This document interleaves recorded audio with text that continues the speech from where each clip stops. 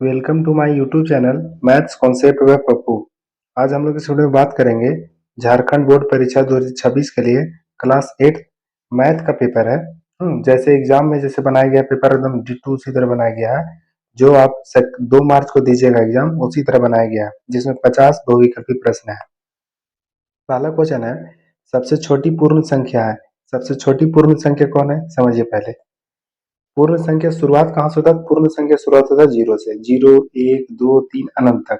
सबसे छोटी पूर्ण संख्या कौन है? जीरो। ऑप्शन नंबर कौन सा होगा? ऑप्शन नंबर होगा ए। अगला, सबसे छोटी भाज्य संख्या। देखिए, भाज्य संख्या जो है किसे कहेंगे? वैसी संख्या जो अभाज्य संख्या ना हो। तो कहाँ से शुरू होगा भाज्य संख्या? एक जो है ना भाज्य संख्या ना अभाज्य संख्या, एक को छोड़ दीजिए। दो जो है अभाज्य संख्या है, तीन भी अभाज्य संख्या है, चार जो है वो सबसे छोटी क्या है? तो भाज्य संख्या है। याद रखिएगा, सबसे छोटी अभाज्य संख्या क्या है? सबसे छोटी अभाज्य संख्या कौन है? दो। और सबसे छोटी भाज्य संख्या कौन है? चार। ऑप्शन नंबर कौन सही होगा? Option number B. अगला, अगला क्वेश्चन है, निम्न में से कौन गुणात्मक तत्समक है? गुणात्मक तत्समक याद रखिएगा, गुणात्मक तत्समक है एक। गुणात्मक तत्समक वैसे समझेंगे कि कोई संख्या है, उसे एक के साथ अगर गुना करेंगे तो उसे कोई फर्क नहीं पड़ना चाहिए। ठीक है, ए और एक को गुना किए तो कोई फर्क नहीं पड़ा। जैसे पांच को अगर गुना करेंगे एक के साथ तो आंसर उसका होगा पांच। यानी जो एक हो जाएगा, एक वह हो जाएगा गुणात्मक तत्समक। यानी ऑप्शन नंबर कौन सा होगा? Option number A. अगला, 9/-7। देखिए लिखा हुआ 9/-7 का योज्य प्रतिलोम क्या है? जब भी कोई संख्या का योज्य प्रतिलोम निकालने बोले तो अगर क्वेश्चन माइनस में है तो उसका आंसर होगा प्लस में, और अगर क्वेश्चन प्लस में है तो उसका आंसर होगा माइनस में। देखिए यहाँ पे क्वेश्चन जो है माइनस में है तो उसका आंसर क्या होना चाहिए? तो प्लस में होना चाहिए। तो प्लस वाला हो जाएगा। देखिए यहाँ माइनस वाला है, गलत हो जाएगा। ये उल्टा लिख दिया, 7/9 लिख दिया, गलत हो जाएगा। जीरो तो हो नहीं सकता है, यानी ऑप्शन नंबर कौन सा होगा? ए। ऑप्शन नंबर होगा ए। अगला क्वेश्चन बोला है, ऐसी परिमेय संख्या जो स्वयं का व्युत्क्रम हो। यानी कोई संख्या है जो खुद का व्युत्क्रम है। तो कौन है वो खुद का व्युत्क्रम? देखिए एक और माइनस एक, दो ऐसी संख्या है जो स्वयं का क्या है? तो व्युत्क्रम है। एक और माइनस एक, तो ऑप्शन नंबर कौन सही होगा? बी। व्युत्क्रम हम लोग कैसे समझेंगे? कोई संख्या को उसी संख्या से गुना करेंगे तो उसका गुणात्मक तत्समक आ जाना चाहिए। एक को उसका एक से गुना करेंगे तो एक आ जाएगा। यानी एक कोई संख्या है, इसका उल्टा करेंगे तो एक होगा, और गुना करने पर भी एक होगा, गुणात्मक तत्समक के बराबर है। उसी तरह माइनस एक है, उसे अगर गुना करेंगे -1 के साथ तो क्या आ जाएगा? तो वन आ जाएगा। -1 गुना होकर क्या आ जाएगा? वन। यानी खुद से उसे गुना करेंगे तो क्या हो जाएगा? वन। यानी गुणात्मक तत्समक के बराबर हो जाएगा। यानी ऑप्शन नंबर कौन सही होगा? बी। अगला, अगला क्वेश्चन है कि 11/24 भागा बराबर है इधर -11/15 में रिक्त स्थान में होगा। यहाँ पे हम लोग क्या भरेंगे कि LHS और RHS बराबर हो जाना चाहिए। हम लोग मान लेते हैं, यहाँ पे भर देते हैं x। देखिए लिखा हुआ है 11/24 भागा, मान लिया x है, बराबर है -11/15। देखिए 11/24 भागा को बदलेंगे गुना में, बराबर हो जाएगा 1/x, बराबर होगा -11/15। ध्यान से समझिए, x यहाँ भागा में, इधर आके गुना हो जाएगा। -11 इधर गुना में तो इधर आके भागा हो जाएगा। 15 इधर भागा में तो इधर आके गुना हो जाएगा। यानी कि x बराबर क्या हो सकता है? 11/24 पहले से है गुना, -11 ऊपर में है यानी अंश में है तो इधर होके हर बन जाएगा, और 15 यहाँ हर में तो यहाँ आगे अंश बन जाएगा। अभी सब लोग काटेंगे। देखिए 11 से 11 कट जाएगा, 3 से कटेगा तो 8 बार में, 3 से कटेगा तो 5 बार में। काट पीट के कितना है आंसर? यहाँ पे माइनस है 5 है, क्या हो जाएगा? -5/8। कौन सा ऑप्शन होगा? देखिए -5/8। ऑप्शन नंबर कौन होगा? डी। ऑप्शन नंबर होगा डी। अगला, 1/2 और 1/4 के मध्य एक परिमेय संख्या है। जब भी परिमेय संख्या निकालने के लिए पूछे तो a प्लस बी बटा दो फॉर्मूला लगाएंगे, यानी दोनों संख्या को जोड़ करके दो से भागा दे देंगे। इसे लिखेंगे 1/2 प्लस 1/4। यही दोनों के बीच निकालना, दोनों को जोड़ दिए और दो से भागा दे दिए। अब आगे समझिए, 2 और 4 का लघुत्तम कितना होगा? 4। यहाँ पे कितना आएगा? 2 प्लस यहाँ आएगा 1/2। 2 और 1 कितना होगा? 3, और 4 दूनी कितना हो जाएगा? 8। यानी कि 3/8। Option number A.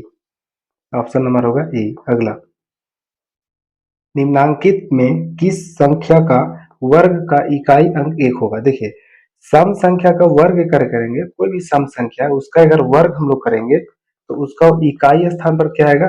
सम संख्या आएगा। विषम संख्या का अगर वर्ग कर दिए, विषम संख्या का कोई वर्ग करने बोलेगा तो विषम संख्या का अगर वर्ग करेंगे हो सकता है उसका इकाई स्थान पर एक आ जाए, या विषम तो आएगा ही पक्का। तो विषम के जगह हम लोग वन भी लिख सकते हैं, यानी कह सकते हैं विषम संख्या का अगर वर्ग करेंगे तो कभी कभी आ सकता है विषम एक इकाई स्थान पर, हमेशा नहीं आएगा लेकिन कभी आ सकता है, यानी ऑप्शन नंबर कौन सही होगा? Option number B. अगला 0.25 का वर्गमूल होगा। देखिए 0.25 का वर्गमूल बोला था, स्क्वायर रूट लगा देंगे, यहाँ से हम लोग पॉइंट को हटा देते, 0.25 है उससे हम लोग पॉइंट को हटाएंगे तो क्या होगा? बटा 100।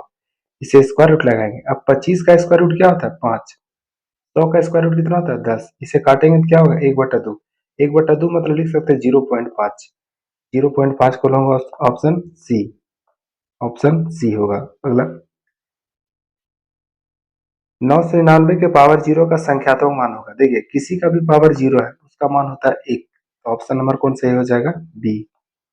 अगला 2 के पावर 1 गुने 5 के पावर 2 गुने 7 के पावर 0 का बराबर है, किसके बराबर है? 2 के पावर 1 मतलब हो जाएगा 2, 5 के पावर 2 मतलब हो जाएगा 25, और 7 के पावर 0 मतलब 1 हो जाएगा। ये किसी का भी पावर 0 मतलब 1। अब 25 और 2 गुना होकर क्या हो जाएगा? तो 50। कौन सा ऑप्शन होगा? ऑप्शन नंबर होगा ए। Option number A. अगला क्वेश्चन है, यदि 2 के पावर x प्लस 3 बराबर 1 है तो x का मान होगा। देखिए हम लोग लिखेंगे इस तरह, 2 के पावर x प्लस 3 बराबर लिखेंगे 1, और 1 को बदल के लिखना पड़ेगा 2 के पावर में। इसे लिखेंगे 2 के पावर x प्लस 3 और 1 बराबर लिखेंगे 2 के पावर 0, क्योंकि L H S R H S का जो बेस है दोनों को सेम करना पड़ेगा। अब दोनों का जब बेस सेम है तो हम लोग लिख सकते हैं दोनों का पावर बराबर, यानी x प्लस 3 बराबर हो जाएगा 0 का, यानी x बराबर क्या हो जाएगा? -3। कौन सा ऑप्शन होगा? Option number C. Option number होगा सी। अगला, यदि x बराबर 1 और y बराबर -2 है तो x square plus Y square का मान होगा। देखिए x का वैल्यू दिया हुआ है कितना है? +1, और y का वैल्यू कितना दिया हुआ है? -2। लिखा हुआ है x square plus Y square बराबर वैल्यू हम लोग को निकालना है। तो x का वैल्यू कितना है? 1, तो लिखेंगे 1 का स्क्वायर प्लस y का वैल्यू कितना है? -2, तो लिखेंगे -2 का स्क्वायर। 1 का स्क्वायर होता है 1, और -2 का स्क्वायर क्या होगा? 4। दोनों को जोड़ेंगे क्या हो जाएगा? 5, यानी ऑप्शन नंबर कौन सा होगा? Option number C. Option number होगा सी। अगला लिखा हुआ X square minus X plus एक किस प्रकार का बीजीय व्यंजक है? देखिए इसमें कितना पद है? तो बोलेंगे 1 2 3 पद है, तो क्या लिखेंगे हम लोग? त्रिपद। ऑप्शन नंबर सी।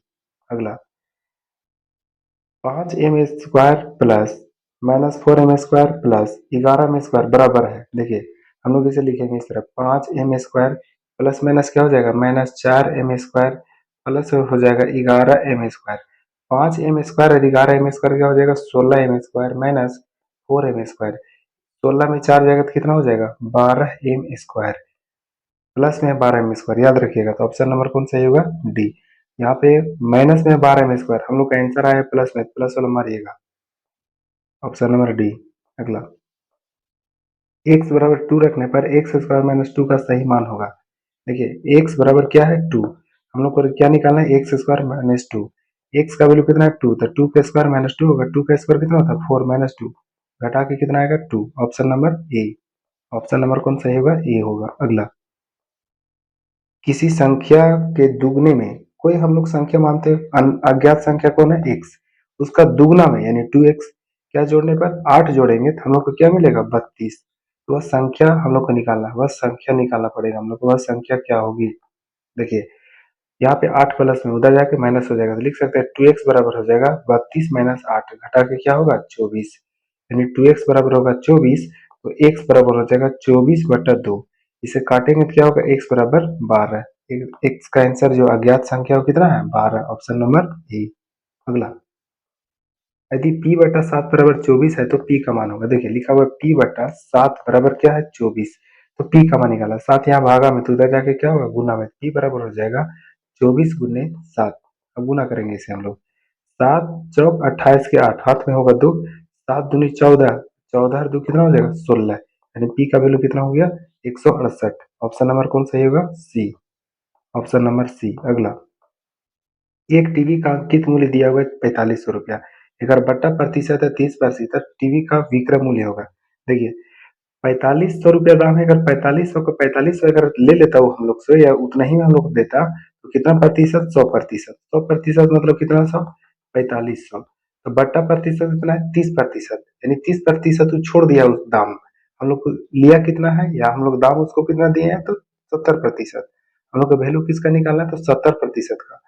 1% निकाल लेते हैं। 1% बराबर होगा 4500 बट्टा होगा 100। 2 जीरो से 2 जीरो कट जाएगा, कितना रुपया आया, 45 रुपया। किसके बराबर, 1% के बराबर। हम लोग दिए उसको कितना है, 70%। निकालेंगे हम लोग क्या, 70% बराबर 70 गुने 45। देखिए 1 जीरो तो 1 जीरो बैठा देंगे। 7 पचे 35 के 5 होगा, 7 पचे 35 के 5, हाथ में 3। 7 चौक 28 और 3 कितना होगा, 31। यानी 3150 रुपया होगा उस टीवी का विक्रय मूल्य। यानी दुकानदार हम लोग को 3150 रुपये टीवी दिया है। ऑप्शन नंबर कौन सही होगा, सी। अगला, किसी त्रिभुज में अधिक से अधिक अंतःस्थ कोण हो सकते हैं। देखिए कोई भी त्रिभुज हम लोग बनाएंगे तो उसके अंदर कितना कोण हो सकता है, अधिकांश 3 कोण हो सकता है। ऑप्शन नंबर होगा ए। अगला, एक समांतर चतुर्भुज जिसका प्रत्येक कोण समकोण होता है वह कहलाता है। देखिए कोई समांतर चतुर्भुज हम लोग बनाते हैं, उस समांतर चतुर्भुज के अगर प्रत्येक कोण हम लोग कर देते हैं 90 डिग्री, ये वाला कोण हम लोग कर देते हैं 90 डिग्री है। जैसे एक कोण 90 डिग्री हुआ, इसका नाम देते हैं ए, बी, सी और डी। जैसे कोण एक की हम लोग 90 डिग्री, तो कोण सी भी हो जाएगा 90 डिग्री, क्योंकि समांतर चतुर्भुज के आमने सामने का कोण बराबर होता है और उसका आसन कोण का योग 180 डिग्री होता है। तो यहाँ जब 90 है तो बी के पास भी 90 होगा, क्योंकि ए और बी को मिला के 180 आना चाहिए।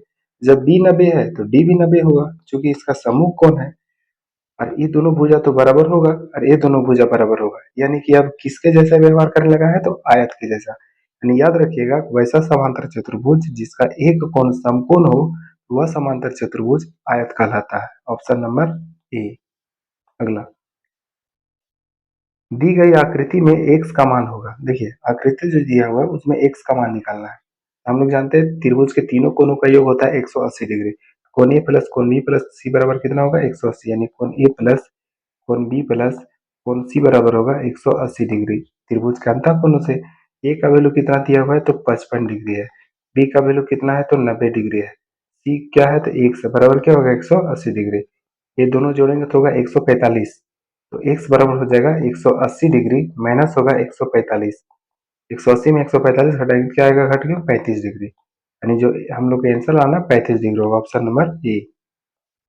ऑप्शन नंबर होगा ए। अगला, आयलर सूत्र है। आयलर सूत्र एफ प्लस भी बराबर ई प्लस टू के लिए कौन सही नहीं है। देखिए कौन सा सही नहीं है, एफ फलकों की संख्या ये तो सही है, भी बिंदुओं की संख्या नहीं। देखिए भी जो है वो किसका संख्या हो सकता है, भी शीर्षों की संख्या होगा, शीर्षों की संख्या, यानी यही गलत है। ई जो किनारों की संख्या सही है, दो संख्या है, यानी ऑप्शन नंबर कौन होगा, बी। आयलर सूत्र में भी मतलब बिंदुओं की संख्या नहीं होता है, क्या होता है, तो शीर्षों की संख्या। यही गलत दिया होगा, वही हम लोग को क्वेश्चन पूछा था।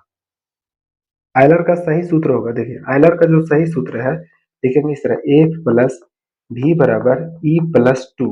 अब हम लोग देखेंगे कैसे लिखा हुआ, एफ प्लस भी माइनस ई। देखिए तो यहाँ पे प्लस ई है, बराबर के ए साइड होकर क्या हो जाएगा, एफ प्लस भी माइनस ई बराबर हो जाएगा 2। ऑप्शन नंबर ए सही होगा। अगला, एक घन के फलकों की संख्या। देखिए कोई हम लोग घन बनाते हैं, उसमें कितना फलक होगा, तो उसमें टोटल फलक होगा, जैसे हम लोग घन बनाएंगे उसमें कितना फलक होगा, कितना तरह से हम लोग उसे देख सकते हैं, उसे हम लोग 6 तरीका से देख सकते हैं। कितना तरीका से, 6 तरीका से। यानी उसका फलक की संख्या कितना होगा, तो उसका फलक की संख्या होगा 6। ऑप्शन नंबर कौन सही हो जाएगा, ऑप्शन नंबर ए। अगला है, एक घनाभ में कितने फलक होते हैं, घनाभ हो या घन हो, दोनों का फलक की संख्या होगा 6। ऑप्शन नंबर होगा सी। अगला, निम्न में कौन थ्री डी आकृति का उदाहरण है। कौन है जो थ्री डी आकृति का उदाहरण है। थ्री डी मतलब उसे 3 तरह से हम लोग देख सकते हैं, उसमें लंबाई चौड़ाई ऊंचाई होना चाहिए। गोला जो है थ्री डी है, वर्ग थ्री डी नहीं है, आयत थ्री डी नहीं है, त्रिभुज भी थ्री डी नहीं है। यानी ऑप्शन नंबर कौन सही होगा, ऑप्शन नंबर ए। अगला, एक घनाभ में कितने किनारे होते हैं। देखिए घनाभ हो या घन हो उसमें किनारों की संख्या होता है 12। Option number A. अगला, एक घन जिसकी भुजा 7 सेंटीमीटर है उसका आयतन होगा। देखिए घन की भुजा का आयतन का फॉर्मूला होता है भुजा के होल क्यूब। भुजा के वैल्यू दिए हुए 7, लिखेंगे 7 गुने 7 गुने 7, यानी 7 का जब क्यूब निकालेंगे 7 का क्यूब कितना आएगा? 343 सेंटीमीटर क्यूब। ऑप्शन नंबर होगा सी। अगला, 600 सेंटीमीटर स्क्वायर पृष्ठीय क्षेत्रफल वाले घन की भुजा होगी। देखिए पृष्ठीय क्षेत्रफल क्या दिया हुआ है? 600 सेंटीमीटर। अब पृष्ठीय क्षेत्रफल का फॉर्मूला क्या होता है? 6l स्क्वायर, यानी 6 गुने भुजा स्क्वायर बराबर क्या दिया हुआ है? 600। 6 गुना में उधर है कि भागा हो जाएगा तो हो जाएगा एल स्क्वायर बराबर 600 बटा 6। इसे काटेंगे कितना बार कटेगा? 100 बार में। स्क्वायर हटाएंगे उधर रूट अंडर चढ़ेगा, यानी एल बराबर क्या होगा? Root under 100। रूट के बाहर क्या आएगा बाहर? तो 10। कौन सी में? तो सेंटीमीटर में। भुजा की मान कितना आ गया? 10 सेंटीमीटर। Option number B. अगला, 6 मीटर लंबा, 3 मीटर चौड़ा, 2 मीटर ऊंचे घनाभ का आयतन होगा। देखिए घनाभ का आयतन का फॉर्मूला था लंबाई गुने चौड़ाई गुने ऊंचाई। लंबाई दिया हुआ है 6, चौड़ाई है 3, ऊंचाई है 2, तो 6 3 18 दूनी कितना हो जाएगा? 36। कौन सी में? तो मीटर क्यूब में। देखिए ध्यान से, 36 मीटर स्क्वायर है, ये तो गलत हो जाएगा। यहाँ 72 मीटर स्क्वायर है, ये भी गलत हो जाएगा। अब यहाँ है 36 मीटर क्यूब। ऑप्शन नंबर कौन सही होगा? बी। दो ऑप्शन तो हम लोग ऐसे ही काट देंगे, क्योंकि किसी का भी जो आयतन निकालेंगे 3D आकृति में, उसका आयतन होगा मीटर क्यूब या सेंटीमीटर क्यूब में होगा, जो कि यहाँ पे दो को मीटर स्क्वायर दिया हुआ है ए और डी में। ये ऐसे ही गलत हो जाएगा, पहले बिना बनाए हम लोग उसे गलत कर सकते हैं। यदि बारंबारता 7 हो तो संगत मिलान चाहिए। देखिए पांच पांच के लिए हम लोग 4 लाइन खींच के एक काट देंगे तो 5 हो जाएगा। 7 के लिए 2 और लाइन खींचेंगे। ऑप्शन नंबर कौन सही होगा? डी। अगला, मिलान चिन्ह, यहाँ भी ये 5 है, ये भी 5 है, ये कितना है? 4। 5 5 और 4 कितना होगा? 14। Option number C. अगला, वर्ग अंतराल 10 20 का वर्ग चिन्ह होगा। देखिए वर्ग चिन्ह का जब फॉर्मूला को पूछेगा तो हम लोग छोटा जो वैल्यू है उसे बोलेंगे लोअर लिमिट यानी निम्न सीमा, जो बड़ा वैल्यू है उसको बोलेंगे अपर लिमिट यानी उच्च सीमा। दोनों को जोड़ देंगे, 2 से भागा देंगे, उसे हम लोग बोलते हैं वर्ग चिन्ह। एल प्लस यू बटा 2। एल का वैल्यू 10 है, प्लस 20 है, बटा 2 करेंगे। 10 20 कितना होगा? 30। 30 बटा 2 मतलब कितना होगा? 15। 15। ऑप्शन नंबर कौन होगा? बी। अगला, आंकड़े 2 4 8 9 5 6 1 3 2 5 का परिसर। देखिए परिसर मतलब होता है जो आंकड़ा यहाँ बारंबारता जो दिया हुआ है, जो उसमें सबसे बड़ा वैल्यू है, यानी सबसे बड़ा वैल्यू में सबसे छोटा वैल्यू को घटा देंगे, उसे हम लोग बोलते हैं परिसर। इसमें देखिए तो सबसे बड़ा वैल्यू हम लोग को दिख रहा है 9। 9 में घटा देंगे। सबसे छोटा वैल्यू दिख रहा है हम लोग को 1, घटा का आएगा 8। ऑप्शन नंबर होगा ए।